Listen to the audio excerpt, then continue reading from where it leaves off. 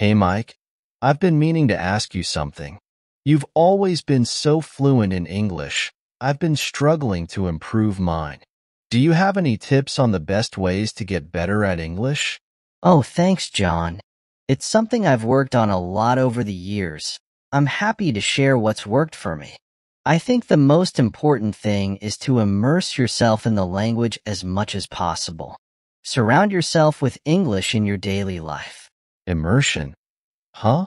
What do you mean by that exactly? Well, it's all about exposure. The more you hear, read, use English, the more natural it'll become. For instance, start by changing the language settings on your phone, computer, or any gadgets to English. This might seem small, but it forces you to engage with the language every day in a way that's relevant to you. That's an interesting idea. I guess it would make me more familiar with common phrases terms. What else do you recommend? Another big one is consuming English media. Watch movies, TV shows, or YouTube videos in English. Don't just stick to subtitles in your native language. Try English subtitles, or even none at all if you're up for it. It helps you pick up on nuances, accents, the natural flow of conversation. I do watch movie shows in English sometimes, but I often rely on subtitles. Maybe I should push myself to use English subtitles more often. Do you think reading books in English would help too? Definitely.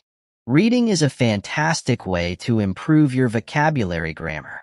Start with books that are at your level, gradually work your way up. If novels feel too challenging, try short stories, articles, or even comics. The key is to find material that you enjoy, so it doesn't feel like a chore. I've tried reading a few novels, but I get discouraged when I don't understand something. Should I look up every word I don't know? It's tempting to do that, but it can break the flow of your reading, make it less enjoyable. Instead, try to guess the meaning of unfamiliar words from the context first. If you still don't understand after that, jot the word down, look it up later. Over time, you'll start to recognize patterns, common words, without needing to stop as much. That makes sense. I guess it's about balancing understanding with keeping the momentum. What about writing? Should I focus on that too? Absolutely. Writing is crucial. It helps you practice using the vocabulary grammar rules you've learned. Start by keeping a journal in English. Write about your day, your thoughts, anything really. Don't worry about making mistakes. Just get your thoughts down on paper. That sounds like a good habit to get into. But what if I'm not sure about my grammar? Should I still just go ahead and write? Yes, just write.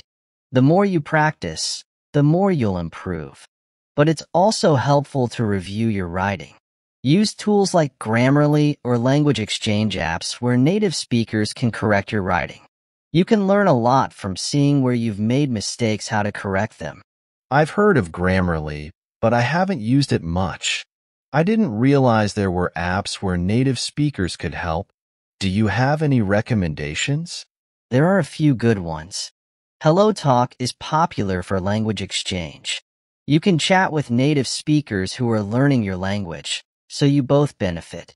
It's a great way to practice writing, even speaking, if you're up for voice or video calls. I hadn't thought about that.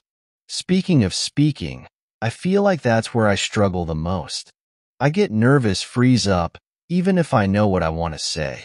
John, speaking can be intimidating, but practice really helps. One way to get started is by talking to yourself in English. It might sound silly, but it's a great way to practice without the pressure of an audience. Describe what you're doing as you do it, or narrate your thoughts. I guess that's a way to get more comfortable with speaking. But how can I practice with real people?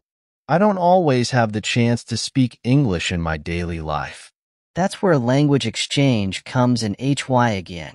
You can arrange regular conversations with native speakers. Also, try to find English-speaking meetups or language cafes in your area. These are great places to practice in a social setting. Don't worry about making mistakes. People are usually very supportive because they're there to learn too. That sounds like a good way to push myself. I've been shy about joining those kinds of groups, but I guess it's worth a try. How did you get over the fear of making mistakes? It wasn't easy at first, but I realized that everyone makes mistakes when learning a new language. It's part of the process. The key is to see mistakes as learning opportunities. Every time you make an error, it's a chance to improve. Plus, most people are appreciate the effort you're making to speak their language. I need to keep that in mind. It's hard not to be self-conscious, but I suppose the more I practice, the less I'll worry about it. What about listening? Sometimes I struggle to keep up with native speakers because they talk so fast. Listening can be tough, especially with native speakers who might speak quickly or use slang. One way to improve is by listening to podcasts or audiobooks in English. Start with slower, easier material, gradually work your way up.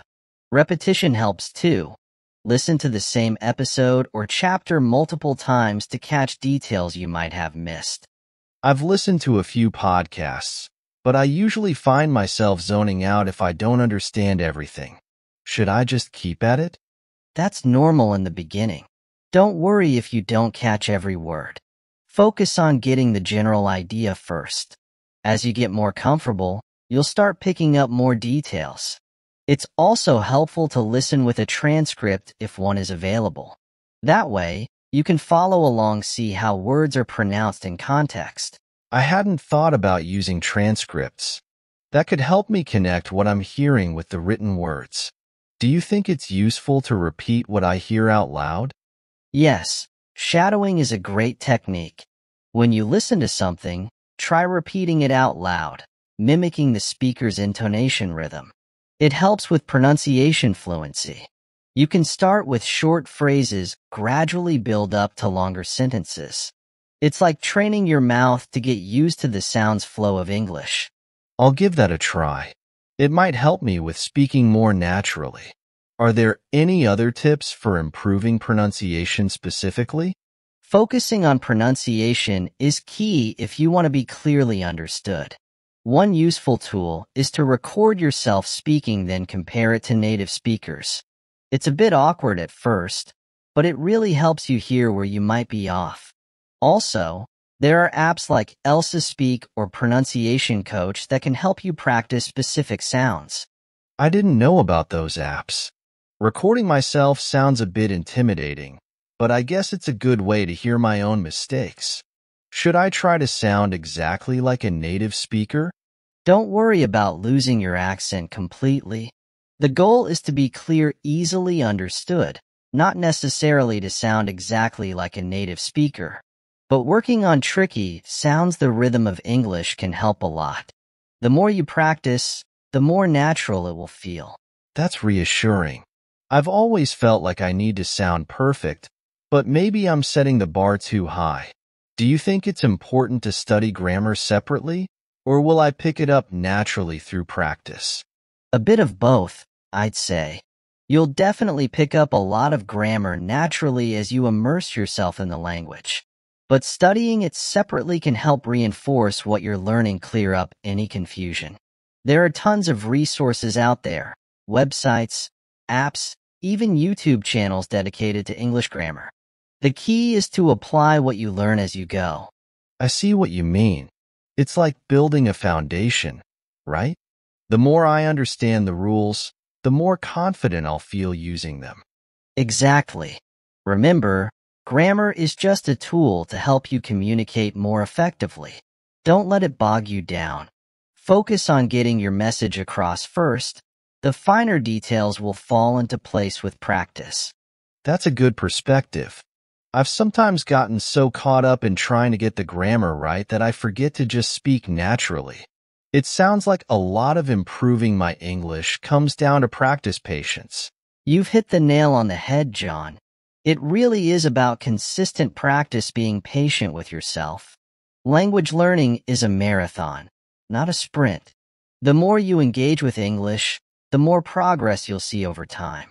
Don't forget to celebrate the small victories along the way. I'll keep that in mind. Thanks for all the advice, Mike. I feel a lot more motivated now. It's good to know that it's okay to make mistakes, that improvement will come with time. Anytime, John. I'm glad I could help. Just stick with it. Remember that every bit of effort you put in is bringing you closer to your goal. If you ever want to practice speaking or need more tips, I'm always here to help. I really appreciate that. I'll start making some of these changes today. Maybe we can catch up in a few weeks. I can let you know how it's going. Sounds like a plan. I'm looking forward to hearing about your progress. Just keep at it. You'll see the results before you know it. Thanks again, Mike. I'm excited to get started. You've got this, John. Good luck. Enjoy the journey of learning